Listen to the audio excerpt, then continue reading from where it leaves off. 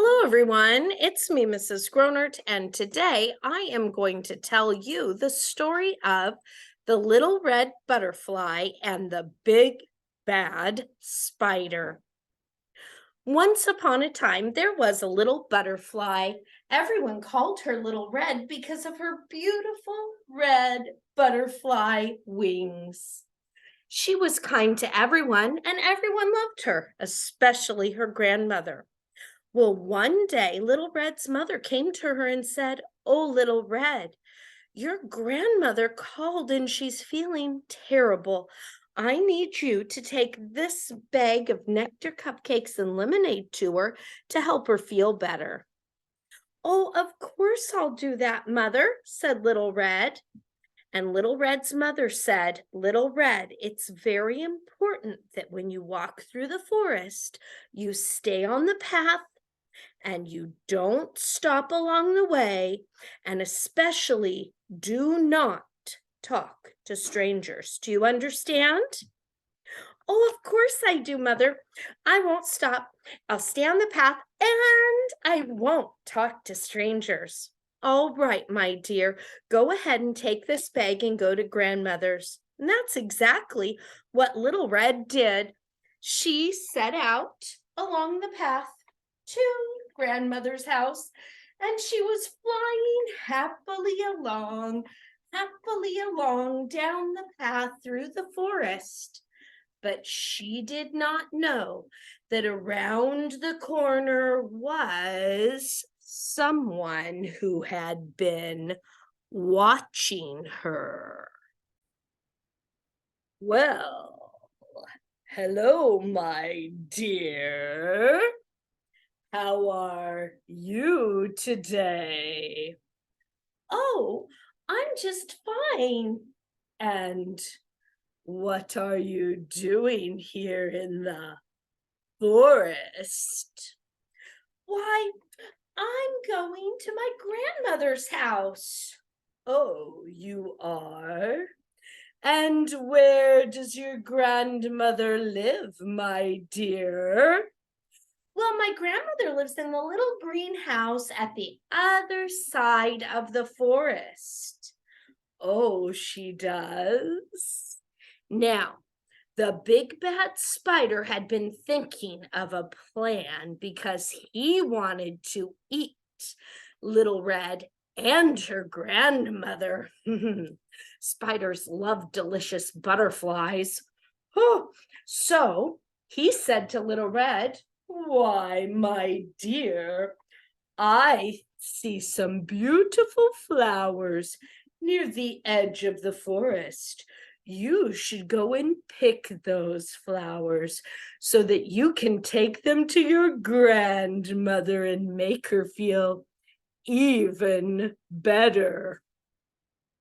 "Oh, that's such a good idea, Mr. Spider. Thank you so much. What a nice friend you are." And Little Red went off the path. Oh no. And she walked to the edge of the forest and started to pick flowers.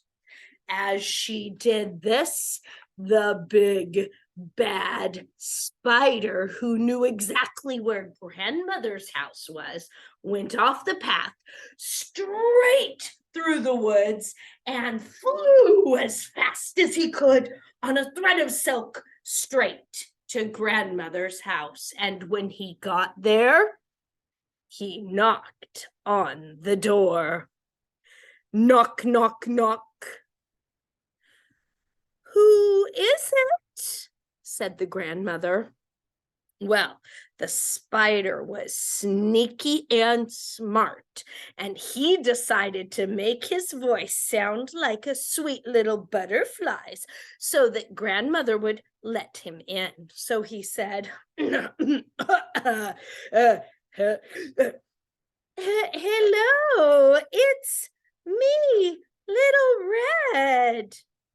"Oh, my dear, please come in. I've been waiting for you. I'm so glad you're here. Just open the door. It's unlocked because I'm feeling terrible and I don't want to get out of bed." Well, that sneaky spider went straight to grandmother, grabbed her. She was so weak she couldn't even fight him off, and wrapped her up quickly in his silken thread. Then he took grandmother and threw her into the closet.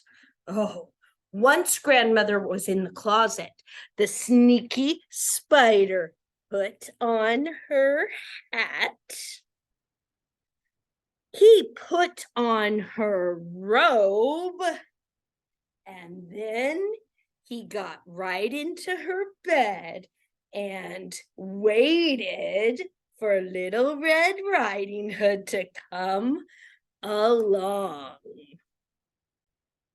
Well, that terrible spider did not have to wait very long, because very soon he heard a knock knock on the door, and he made his voice sound just like an old woman's, and he said, "Who is it?"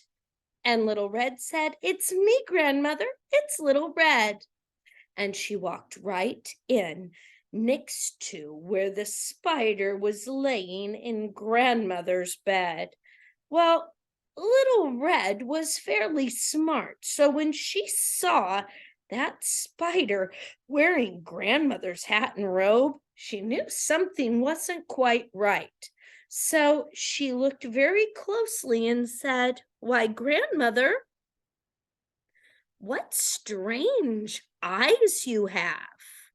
And that spider replied, "Oh, the better to see you with, my dear." And then she said, "Why, grandmother, what long legs you have." "Oh, the better to walk to you with, my dear." And then she said, "Why, grandmother, what big fangs you have! The better to eat you with, my dear." And at that, the spider jumped right up out of bed and started to chase poor Little Red all around the room. "You can't run from me." "No, help, help, please help. No, yeah, I'm going to get you." "Just wait." And with that, he grabbed Little Red and he wrapped her up in his silk and then threw her right into the closet, just like grandmother. Well, that terrible spider was awfully tired from chasing Little Red all around the room, that when he finished chasing her, he laid down and went right to sleep. And when he was sleeping, he started to snore a terrible, awful loud snore.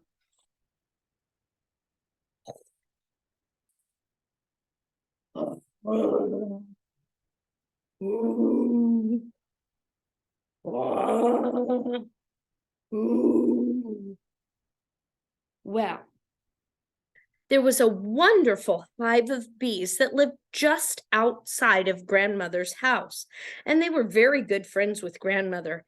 They never heard noises like that coming from the inside of grandmother's house, so they decided they'd better go in and check and see how grandmother was doing. So the whole hive of bees came right into the house. Bzzz, bzzz, bzzz, bzzz, bzzz.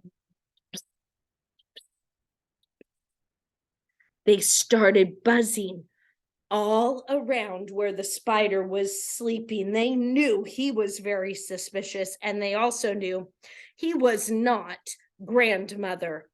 So pretty soon, all of the buzzing